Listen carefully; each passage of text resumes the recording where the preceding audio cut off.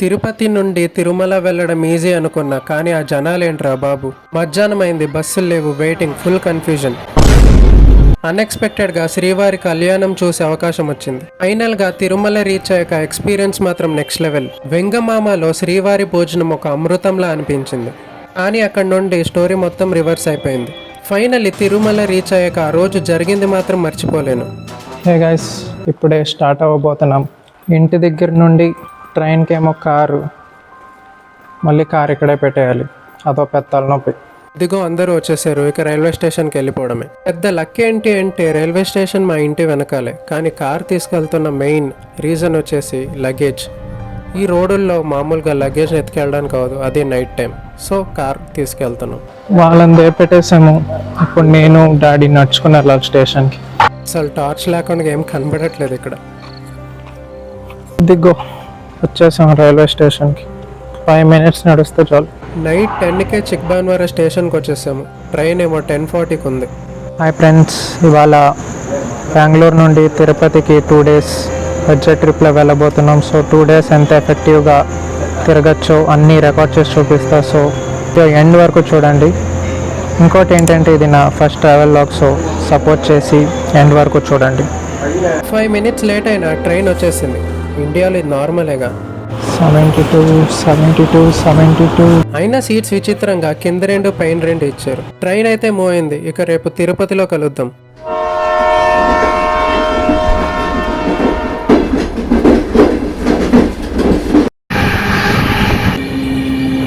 Guys, ఇప్పుడే తిరుపతిలో land అయ్యాము 7 hours జర్నీ అయ్యాక. సో ప్లాన్ వచ్చేసి ఫస్ట్ పద్మావతి టెంపుల్కి వెళ్ళబోతున్నాం. టైం యాక్చువల్లీ ఇప్పుడు 7:45 అయింది. చూద్దాం ఏ టైంకి వెళ్తాము. ఇక్కడే తిరుపతి రైల్వే స్టేషన్లో ఇదేదో ఏసీ లాంజ్ అంట. ఒక్కరికి 50 రూపీస్ పర్ హెడ్ ఫ్రెష్ అవ్వడానికి. సో ఇక్కడ ఫ్రెష్ అయిపోయి టెంపుల్కి అయితే వెళ్ళిపోదాం. అందరూ ఫ్రెష్ అయిపోయాక లగేజ్ క్లాక్ రూమ్లో పెట్టేసి ఇప్పుడు పద్మావతి టెంపుల్కి వెళ్తున్నాం. ఇక్కడి వరకు అంతా స్మూత్గానే నడిచింది, కానీ ఇక్కడ నుండి అసలైన స్టోరీ ఇంట్రెస్టింగ్గా అవబోతుంది. గైస్, ఇదిగో ఊబర్ బుక్ చేసుకున్నాం ఇక్కడ నుండి పద్మావతి టెంపుల్కి. చలో ఆటో అయితే దొరికింది. పద్మావతి అమ్మవారి టెంపుల్కి అయితే వెళ్తున్నాం. రూట్లో పిల్లర్స్ మీద గోవింద నామాలు చూస్తే చాలా డివోషనల్గా అనిపించింది. తిరుపతిలో ఫస్ట్ దర్శనం ఇక్కడే. సో చూద్దాం దర్శనం ఎలా ఉంటుందో. టెంపుల్కి రీచ్ అయ్యాక చేసిన ఫస్ట్ పని వచ్చేసి మొబైల్ ఫోన్స్ డిపాజిట్ చేసాం, ఎందుకంటే లోపల వీడియో రికార్డింగ్ అలో లేదు. తర్వాత అందరం 50 రూపీస్ దర్శనంకి వెళ్ళాము. అరౌండ్ 40 minutesలో దర్శనం కంప్లీట్ అయిపోయింది.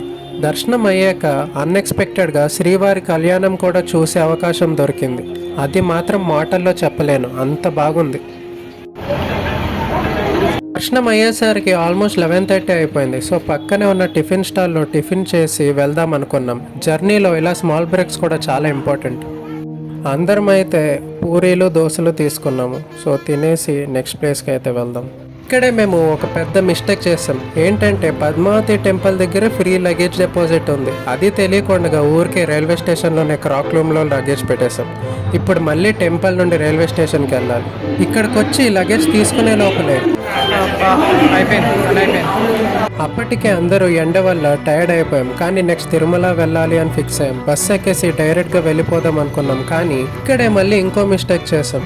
లగేజ్ వల్ల అన్నెసెసరీగా మళ్ళీ వెనక్కి వచ్చేసాం. టెంపుల్ నుండే బస్ స్టాండ్ దగ్గరంట, కానీ మేము మళ్ళీ వెనక్కి వచ్చేసాం. ఇంకో ప్రాబ్లం ఏంటంటే రైల్వే స్టేషన్ దగ్గర అసలు బస్సెస్ లేవు. సో మళ్ళీ స్టేషన్ నుండి తిరుపతి మెయిన్ బస్ స్టాండ్కి వెళ్ళాము తిరుమల బస్ కోసం, కానీ అక్కడ క్రౌడ్ చూసి షాక్ అయిపోయాం. 20 rupees Limca bottle cost 25 rupees అంట. 5 రూపీస్ ఫ్రీజింగ్ కాస్ట్ అంట. ఫైనలీ బస్లో సీట్ దొరికింది, అది కూడా విండో సీట్. డైరెక్ట్గా వెళ్ళడానికి ఒకేసారి టికెట్స్ తీసేసుకున్నాం. ఎండ మాత్రం చాలా గట్టిగా ఉంది, ఎనర్జీ ఆల్మోస్ట్ అయిపోయింది. ఇంకొక ఇంట్రెస్టింగ్ విషయం ఏంటంటే ఈరోజు సీఎం చంద్రబాబు నాయుడు గారు ఫ్యామిలీ కూడా దర్శనంకి వచ్చారంట. ఆయన మనవడి బర్త్డే అని, కానీ వాళ్ళు ఆల్రెడీ 12కే వెళ్ళిపోయారు. కాస్త దూరం వెళ్ళాక చెక్ పాయింట్కి వచ్చాం. ఇక్కడే లగేజ్ కూడా చెక్ చేస్తారు. మళ్ళీ అదే బస్ ఎక్కేసి తిరుమల జర్నీ స్టార్ట్ చేసాం. హలో, ఇక తిరుమలలో కలుద్దాం.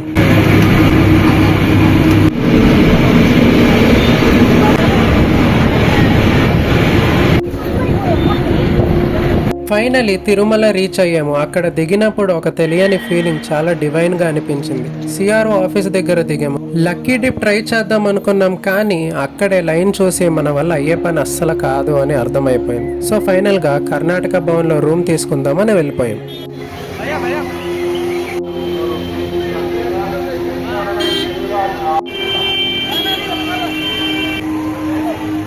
సిఆర్ఓ ఆఫీస్ నుండి ఒక జీప్లో అందరం ఎక్కేసి కర్ణాటక భవన్ వరకు రైడ్ తీసుకున్నాం. అక్కడ రూమ్కి చెక్ ఇన్ అయ్యాము. ఈ రూమ్ మాత్రం చాలా రాయల్గా లగ్జరియస్గా ఉంది. కంప్లీట్ రూమ్ టూర్ మాత్రం నెక్స్ట్ వీడియోలో చూపిస్తా. ఇప్పుడే వీడియోకి ఒక లైక్ చేసి ఛానల్కి సబ్స్క్రైబ్ చేసి పెట్టుకోండి. ఇప్పటికే చాలా అలసిపోయాము. కాసేపు ఇక్కడే రెస్ట్ తీసుకుంటున్నాం. హే గైస్, ఇప్పుడే రూమ్ నుండి ఫ్రీ అన్నప్రసాదం తినడానికి వెళ్తున్నాము. టైం ఆల్రెడీ 2:30 అయిపోయింది. చలో చూద్దాం ఏమవుతుందో. తిరుమలలో ఇది ఒక స్పెషల్ ఎక్స్పీరియన్స్.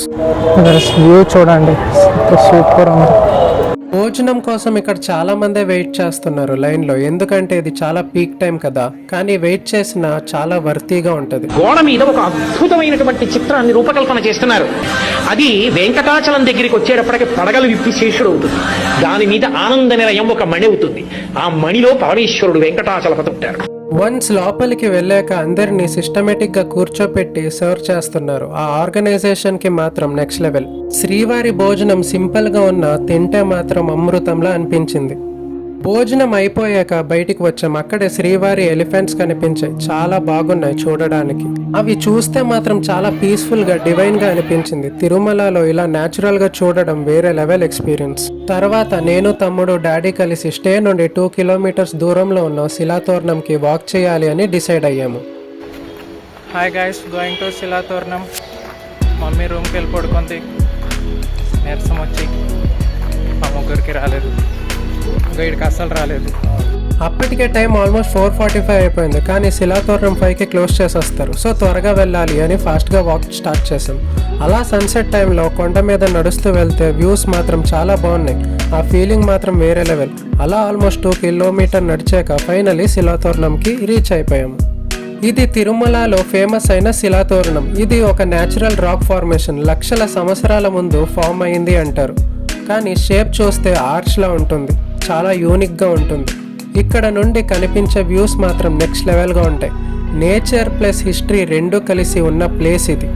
ఇక్కడ వరకు వచ్చి శిలాతోరణం చూసి అలా వెళ్ళిపోతుంటే అక్కడ బోర్డులో చక్రతీర్థం కూడా ముందు ఉంది అని కనిపించింది. సో ఇక్కడ వరకు ఎలానో వచ్చాం కాబట్టి అక్కడికి కూడా వెళ్ళాలి అని డిసైడ్ అయ్యాము. అలా ఆల్మోస్ట్ 1/2 కిలోమీటర్ ట్రెక్ చేశాక చక్రతీర్థంకి రీచ్ అయిపోయాము. వాక్ కొంచెం కష్టమైన, రీచ్ అయ్యాక ఫీల్ మాత్రం బాగుంది. ఇది తిరుమలలో ఉన్న ఫేమస్ అయిన చక్రతీర్థం. పురాణాల ప్రకారం శ్రీమన్నారాయణ సుదర్శన చక్రంతో ఈ తీర్థంని క్రియేట్ చేశారు అని నమ్మకం. అందుకే ఈ ప్లేస్ని చాలా ఇంపార్టెన్స్ ఉంది. ఇక్కడ స్నానం చేస్తే పవిత్రం అని అంటారు. అలా కొంచెం ముందుకు వెళ్తే అక్కడ ఉన్న రాక్ ఫార్మేషన్ మాత్రం చూస్తే షాక్ అయ్యాం. షేప్, స్ట్రక్చర్ చాలా యూనిక్గా ఉంది. నేచర్ ఇలా క్రియేట్ అయ్యింది అంటే నెక్స్ట్ లెవెల్ అనిపించింది. నేచర్ మ్యాజిక్ అంటే ఇదేనేమో. అలా చక్రతీర్థంలో ఉన్న టెంపుల్ని కూడా దర్శనం చేసేసుకున్నాము.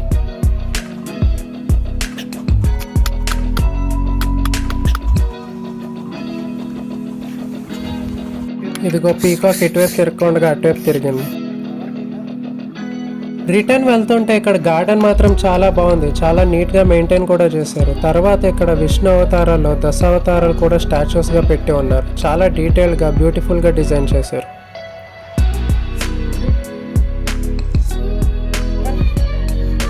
తర్వాత మళ్ళీ రిటర్న్ రూమ్కి వెళ్ళిపోయాం. డే మొత్తం తిరిగిన తర్వాత కాస్త రెస్ట్ కోసం నైట్ అయ్యాక మళ్ళీ శ్రీవారి టెంపుల్ దగ్గరికి వెళ్ళాం. లైట్స్లో టెంపుల్ చూస్తే చాలా బ్యూటిఫుల్గా ఉంది. డే మొత్తం ఎంత స్ట్రగల్ అయినా ఇక్కడికి వచ్చాక అన్నీ వర్త్గా అనిపించాయి.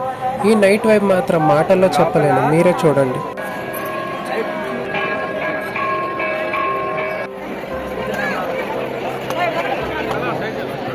ఇక్కడ నుండి వీడియో తీద్దామంటే చాలా జనాలు ఉన్నారు. ఇదిగో ఫైనల్గా తీసాను.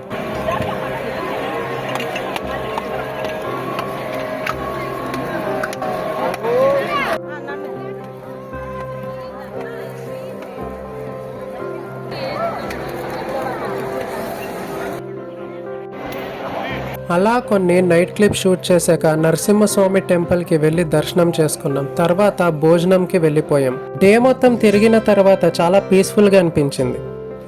భోజనం అయ్యాక వరాహస్వామి టెంపుల్కి వెళ్ళి దర్శనం చేసుకున్నాం. శ్రీవారి టెంపుల్ కన్నా ముందు ఇక్కడికే దర్శనం చేసుకోవాలి అని అంటారుగా.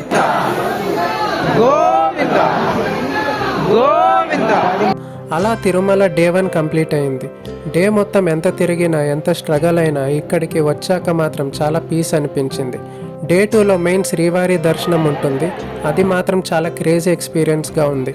మిస్ అవ్వకండి. ఛానల్ని సబ్స్క్రైబ్ చేసుకోండి.